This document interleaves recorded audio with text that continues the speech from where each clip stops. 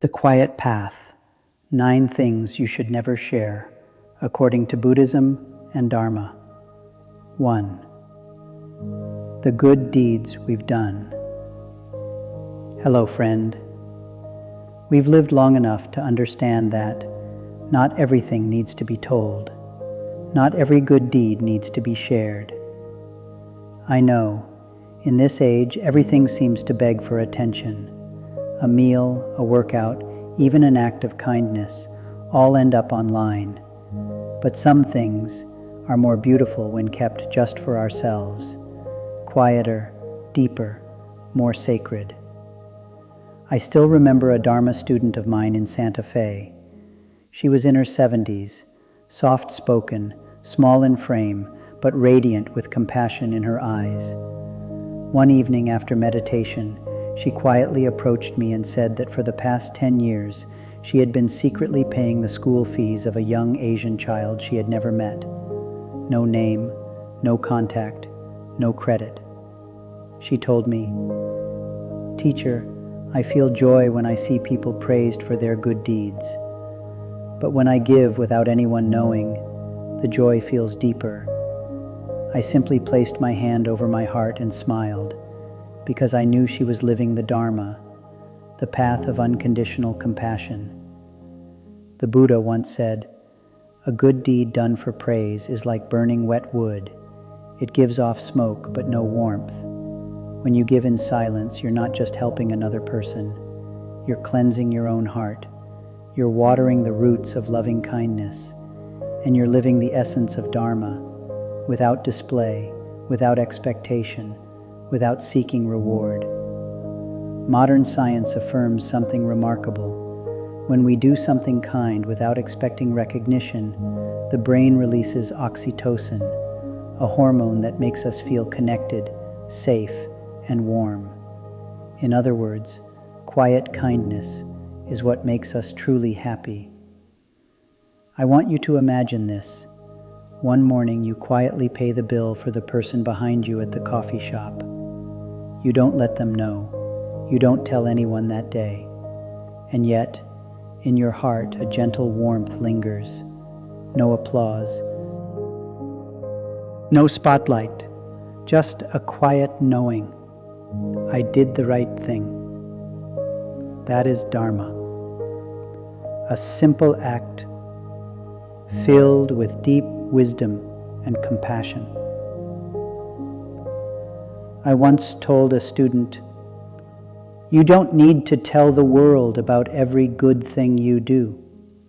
Some of the most beautiful deeds are meant to be kept like an unopened lotus, silent but full of power." We've lived through enough storms to know not everyone understands our actions. Not everyone listens with the heart. So whatever is sacred, let us protect it. Let me ask you something. Have you ever helped someone unconditionally and never spoken of it again? If so, I invite you to smile right now. Because in that moment, you were already living the Dharma. Not through books, not through lectures, but through action, through your own heart. And I truly believe this, that the most beautiful things we've ever done are often the ones never spoken of.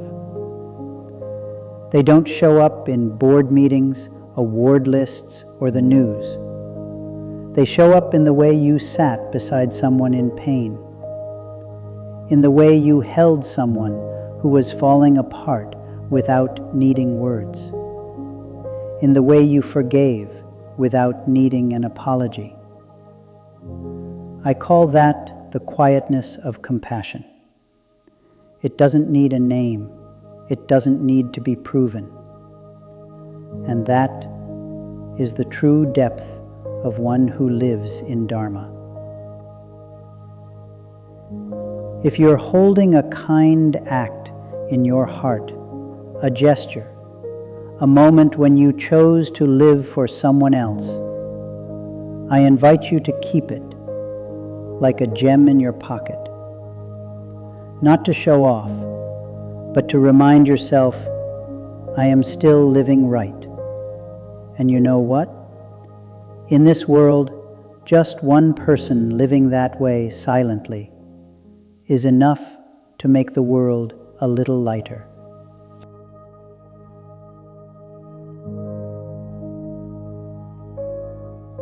Two, unhealed sorrows. I want to speak with you about something deeply human, deeply real, sorrow. Have you ever felt this? That there are wounds in life you long to speak about, you want someone to listen. But the more you share them, the emptier you feel, the more tired. As if the wound is being touched before it's ready to heal. A Dharma student once shared with me, after losing her life partner of more than 40 years. Teacher, I've told many people, but nothing made me feel lighter. Sometimes I think, maybe this sorrow is something only I and the Buddha can truly understand. I nodded, not because I had an answer, but because I understood what she was feeling. The Buddha taught, when someone falls into a well, what they need is not commentary, but a rope. And sometimes that rope doesn't come from words, but from deep listening, or simply silence. You know, sharing an unhealed sorrow can sometimes be like breaking open a green lemon. It's sour, sharp, and perhaps no one is truly ready for that taste, especially if the listener lacks compassion or isn't genuinely present. I'm not saying we should stay silent forever, but sometimes we need to sit with our sorrow for a while, like sitting beside a crying child. No need to hush. No need to fix, just be there. And that too is a form of meditation, a form of Dharma, the practice of being present with ourselves before reaching out to others. I've seen people who held their sorrow quietly for a long time, and one day they shared it, not with a trembling voice, but with a voice filled with understanding, no longer as a cry of pain, but as a lesson from life. In that moment, their words became light, and their sorrow became compassion. But to reach that place, we need time. We need stillness. We need a refuge within ourselves, a place where we are no longer judging our own pain. That's what I wish for you. If you're carrying an unhealed sorrow, I'm not here to tell you to be strong. I simply invite you to stay with it for a while. Don't run. Don't speak. Just breathe with it. Sit with it gently. And maybe one day, when your heart feels strong enough, you'll speak of it. Not seeking pity, but with the calm voice of someone who has come through the storm. Because by then, you will have realized a sorrow that has been deeply heard by your own heart will slowly turn into compassion. That is a beautiful way to live. That too is Dharma, not loud, not flashy, but strong enough to heal.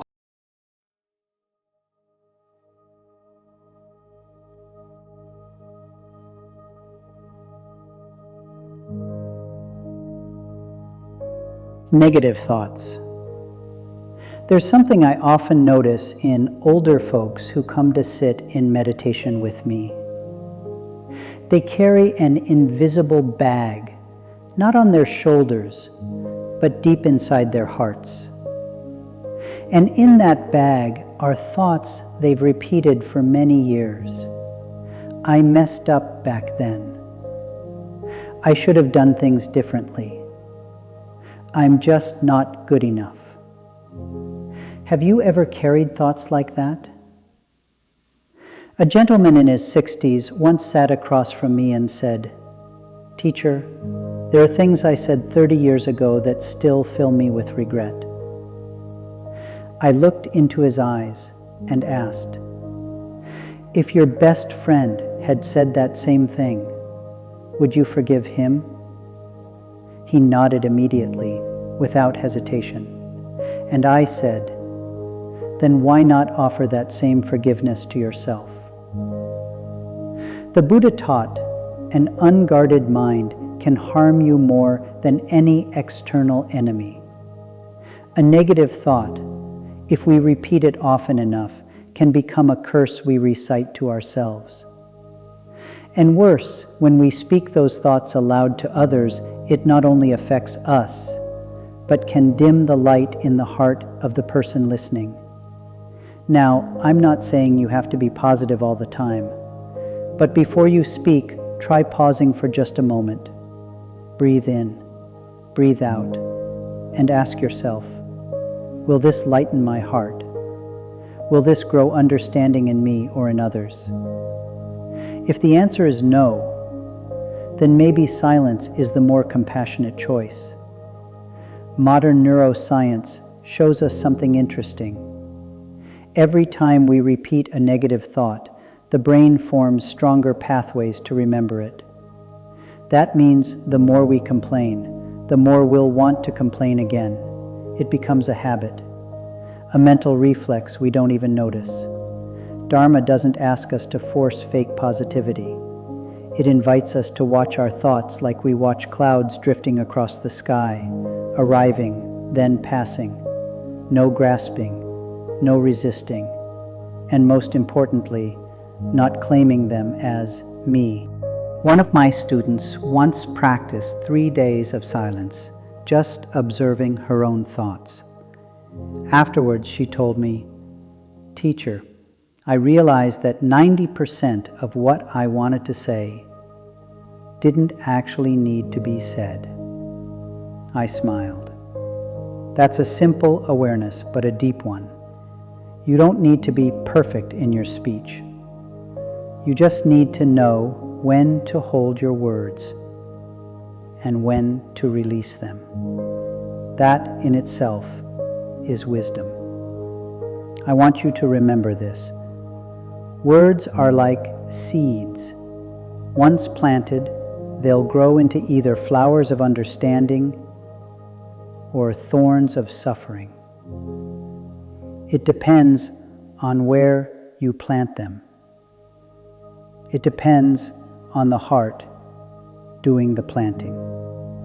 Next time you feel the urge to share a negative thought, try this. Write it down on paper. Read it over. And ask yourself, will this help anyone? Or will it just weigh down the air around me? If it won't help, you can burn that piece of paper. And in that very moment, you've chosen Dharma, the path of understanding, of freedom, and of truly listening to your own heart.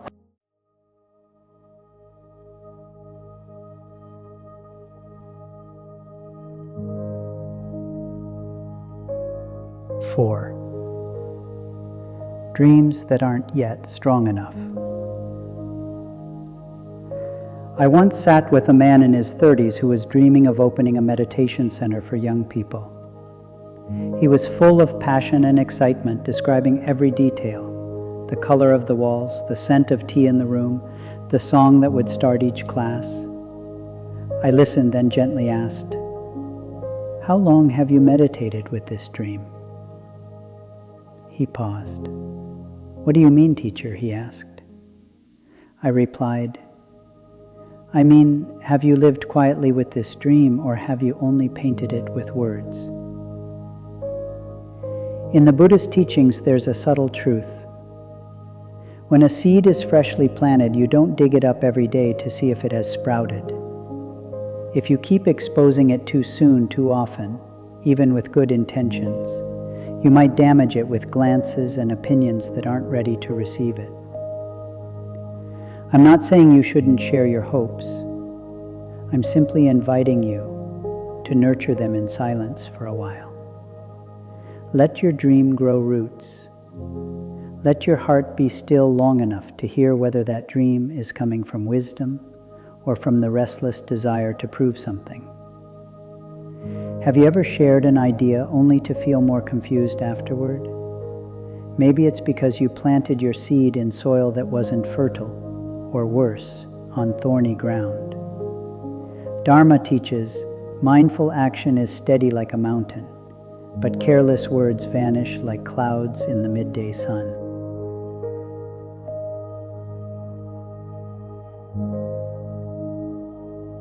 Words create expectations, not just in others, but inside you.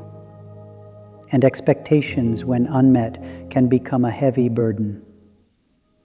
An elder student once told me, "I've learned that silence is also a form of action."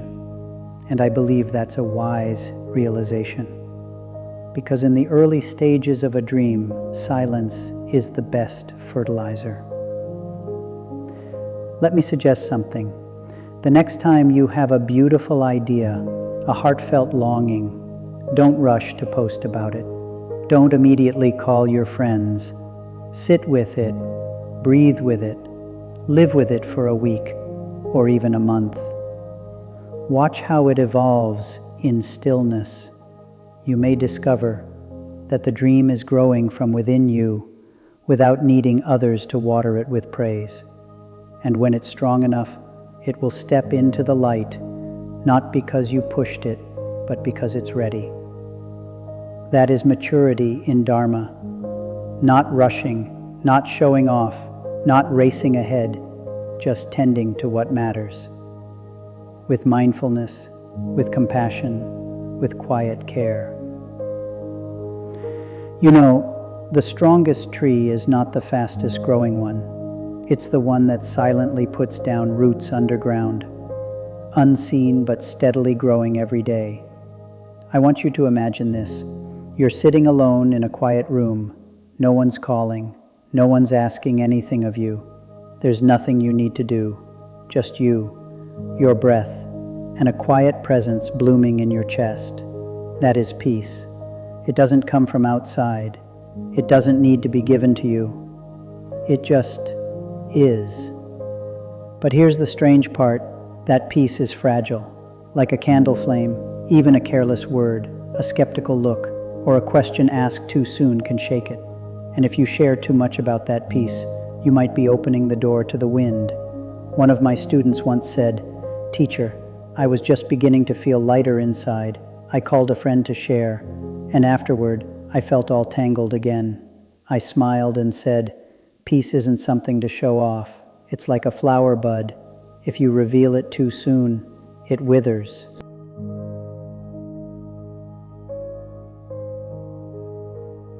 Dharma teaches, resting in the heart is a wise action. Not every feeling needs to be shared. Not everyone is meant to walk into your quiet inner space. You're not selfish for keeping your peace to yourself. You're protecting the most precious place, the space you return to when the world gets too loud. I once lived in a monastery in Northern America, where the winters were long and deeply still. Every morning, we kept silent for the first 2 hours of the day. At first, that silence made me restless, but over time, I realized only when we stop needing to share everything does the mind finally settle. True peace comes not from trying to be peaceful. It comes when we stop performing, explaining, and proving. Have you ever felt peaceful inside, but just a few words from someone made you start doubting that peace? They may not mean harm, but even a comment like, "You seem a bit off lately," or "Why are you so quiet all of a sudden?" can pull you out of yourself, make you defensive, make you lose your center.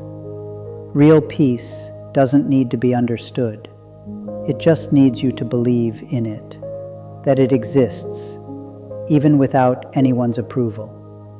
If you're feeling light in your heart today, I invite you to keep that feeling just for yourself for a while, not because you're selfish, but because you're learning to trust stillness, like someone sitting by a stream, not fishing, not grasping, just watching the water flow and feeling full. Dharma doesn't ask you to be cold or distant. Dharma teaches you to grow roots deep within yourself, so that no matter how strong the wind blows, you can still stand tall in the quiet strength of your own presence.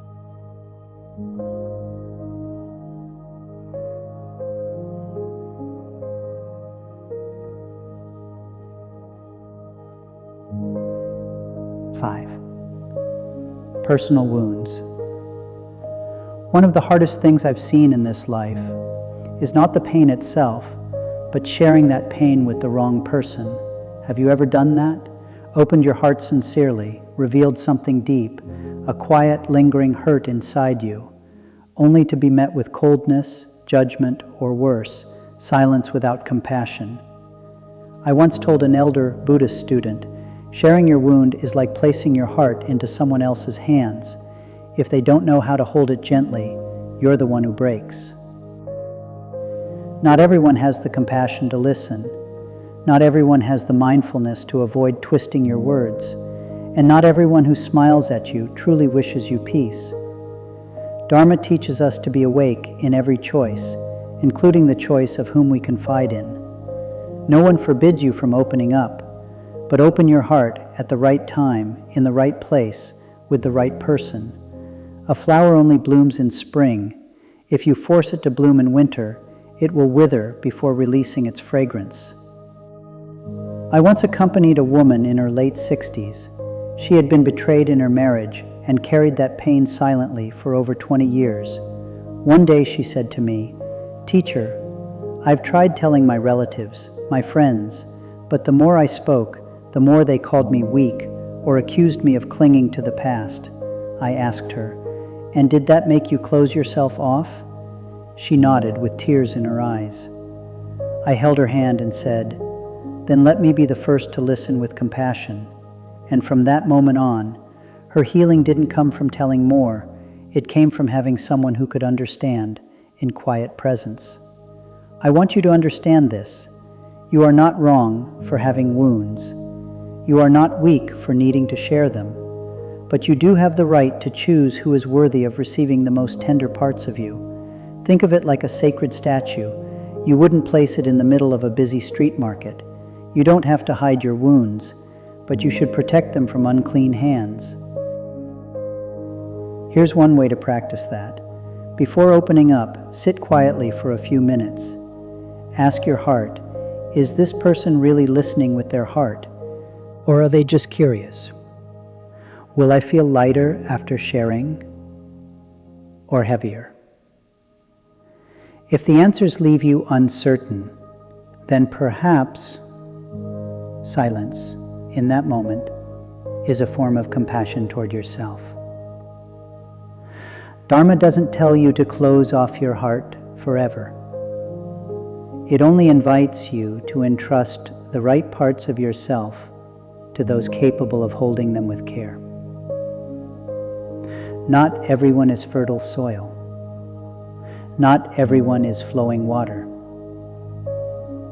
Some people are stone, and if you plant your seed there, nothing will grow. Namo Shakyamuni Buddha. If you're holding on to a wound you've never spoken aloud, keep it close, like a seed waiting for its season. One day, when you are calm enough, clear enough, you'll know who can hold it without causing you further pain. Because the one who truly understands you won't need the whole story. Sometimes just a look or a shared silence, and their heart will embrace your wound as if it were their own. That is true compassion. That is where pain begins to bloom into peace.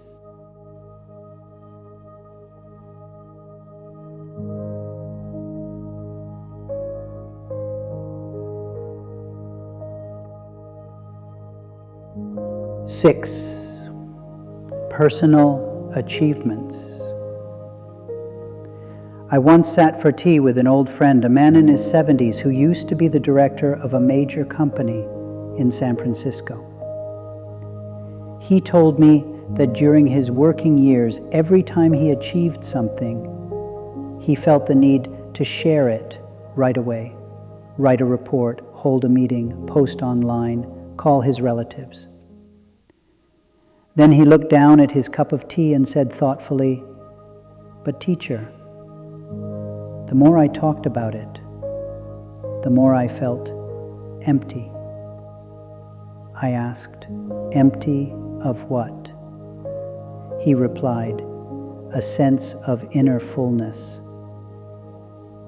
Some things, the more we display them, the more they lose their meaning. And personal achievements are often one of those things. I'm not saying you shouldn't feel proud of what you've accomplished, but I invite you to reflect. What is truly driving you to share it? Is it to inspire others or to seek validation? Is it coming from sincerity or from a growing ego? Dharma reminds us, the scent of flowers drifts with the wind, but the scent of virtue travels against it. A person of character shines, even without speaking. You don't need to boast for others to know. Someone who has walked through enough winters will recognize sunlight, even if it's just a faint beam. True achievement doesn't need a spotlight. I once met a nun in the northern U.S. For 10 years, she quietly tended an organic garden that fed the entire monastery.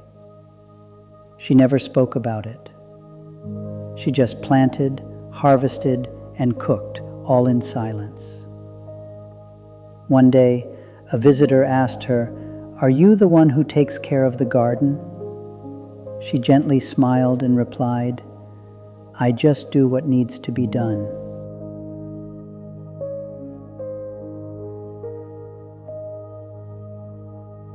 That is true humility. Not the kind that denies oneself, but the kind that understands deeply, this accomplishment isn't mine alone. It's the fruit of conditions, the earth, the sky, other people, and a little grace. Have you ever shared something you achieved and afterward felt a sense of heaviness?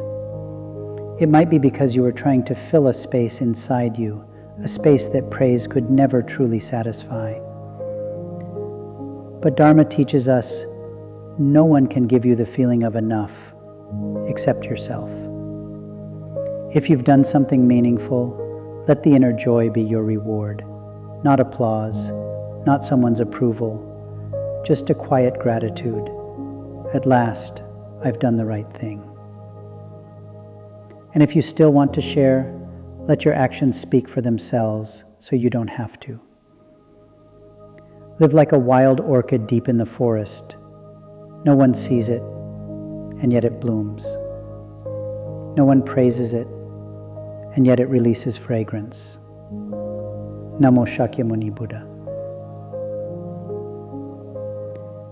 If you've done something good today, keep it in your heart like a precious gem. There's no need to hold it up to the light, because a real gem doesn't need a spotlight.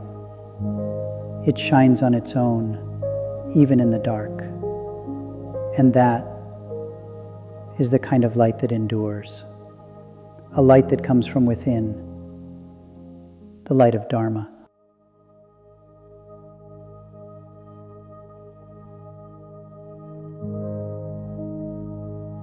Seven insights from meditation practice.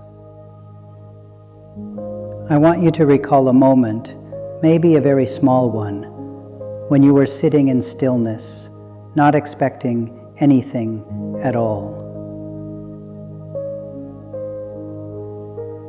And then, suddenly, something opened inside. A quiet clarity, a deep feeling that you were somehow returning home. That was a spark of awakening. And you know what? Moments like that are more precious than gold. One of my students once shared that during a morning meditation, she suddenly sensed clearly, "I am not what I think I am." No one had told her that. No quote came to mind. It was simply a direct experience beyond words.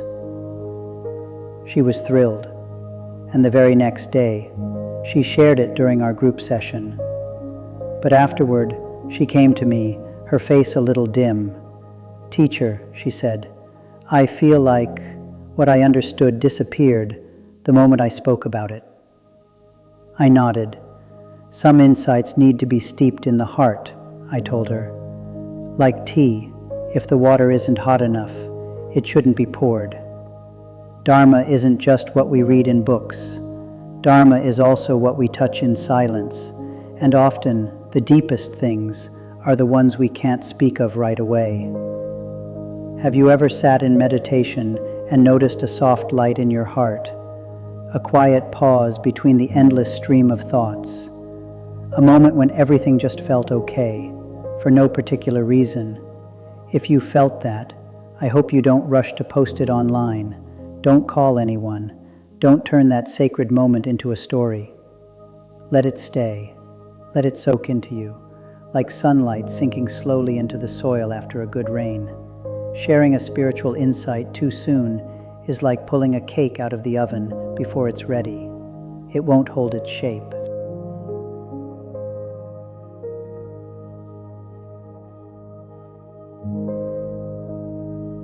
It won't keep its fragrance. And sometimes even well-meaning listeners can unintentionally distort what you've experienced. It took me many years to realize this. Not every meditative insight is meant to be shared. Some are meant to be held. Some are meant to be repeated, deepened, until they become part of your very being. And at that point, you won't need to speak. Others will feel it. Like the scent of jasmine, you don't have to describe it.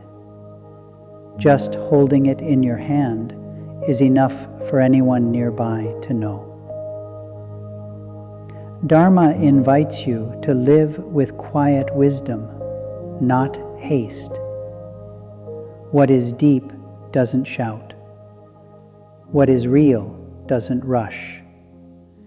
If you've recently experienced a moment of awakening, treat it like a rare seed. Hold it in your heart. Sit with it every day. And one day you won't need to say a word, because your light will naturally radiate in the way you walk, the way you see, the way you rest in silence.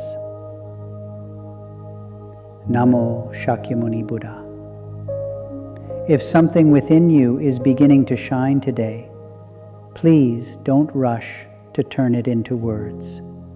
Let it become light slowly, steadily, quietly, just like the very path of Dharma.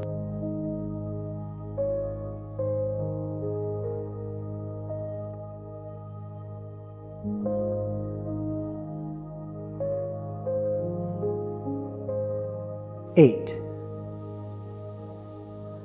Future plans. I remember a young man once came to see me after a meditation session.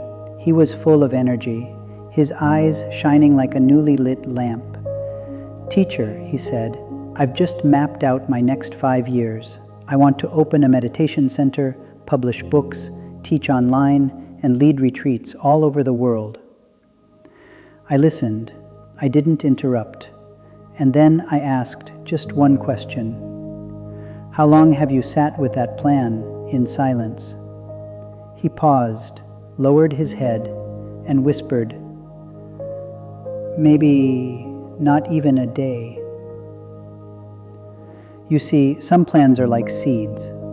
We plant them and immediately want to announce them to the world. But before the roots have had time to take hold, the winds of praise, doubt, expectation, or comparison can blow them away.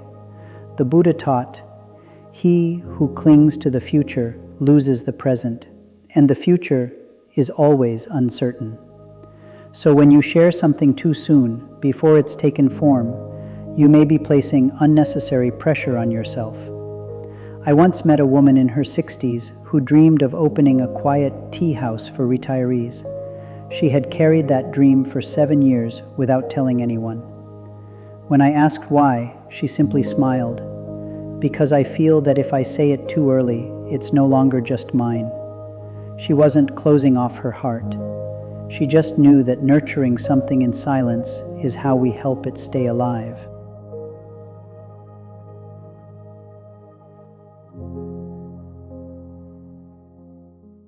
Dharma teaches us to act with mindfulness. And mindfulness begins with knowing what to say and what to keep sacred for now. Plans, however beautiful, are still only images in the mind. Let them grow through practice, through time, and through the steady strength of your steps, not through hurried words. Have you ever shared an intention and then felt uncertain afterward? You start wondering, what if I can't follow through? Or worse, what will people think if I change my mind? That's the price of speaking too soon. Words, though invisible, carry energy and often an unspoken obligation. And sometimes that obligation robs you of your inner freedom. So, if one day a beautiful idea begins to grow in you, sit down with it. Breathe with it. Don't rush to write. Don't rush to tell. Let it live inside you first. Let yourself ask clearly, where is this desire coming from?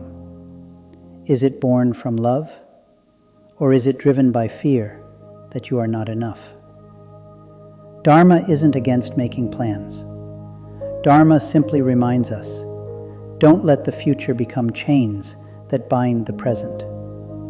Walk step by step. Let outcomes come when the time is right, not sooner, not later. If you're holding a plan in your heart today, I invite you to keep it like a candle in the wind, not yet brought outside, but quietly burning warmth within. Because what is born in stillness often has more lasting power than anything spoken aloud.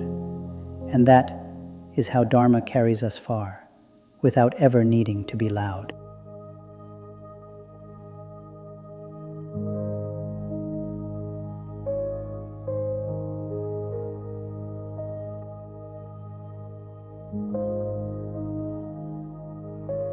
Nine, the silence of wisdom.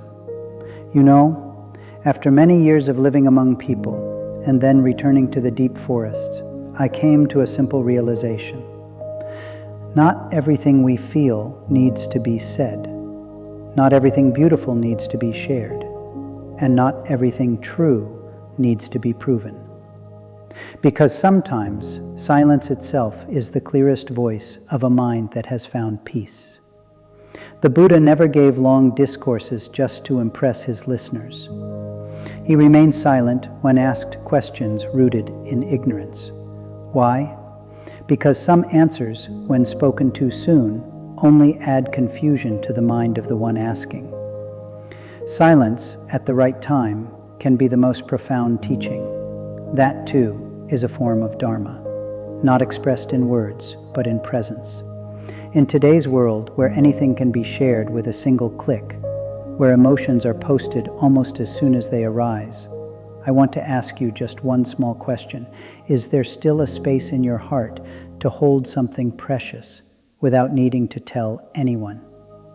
Maybe it's a good deed you did, a moment of peace you recently felt, a dream that hasn't fully bloomed, an insight during meditation, a quiet plan for your own life. I invite you to hold it close, not because the world can't be trusted, but because you are learning to trust yourself, to know that something can be real even if no one else validates it. Dharma teaches us, when the mind is quiet enough, you'll know what needs to be said and what needs to be kept.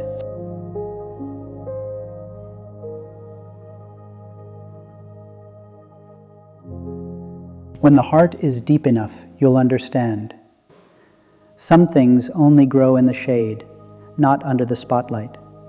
I've seen the eldest members of our monastic community.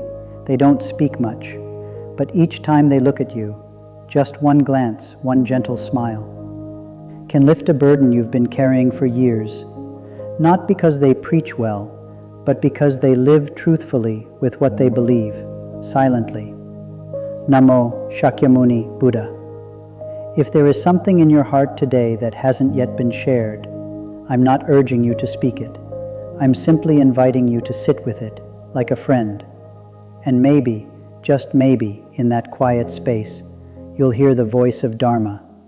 Not in your ears, but softly, within your heart, a gentle whisper. You don't need to say anything. Just live deeply and slowly. That is enough.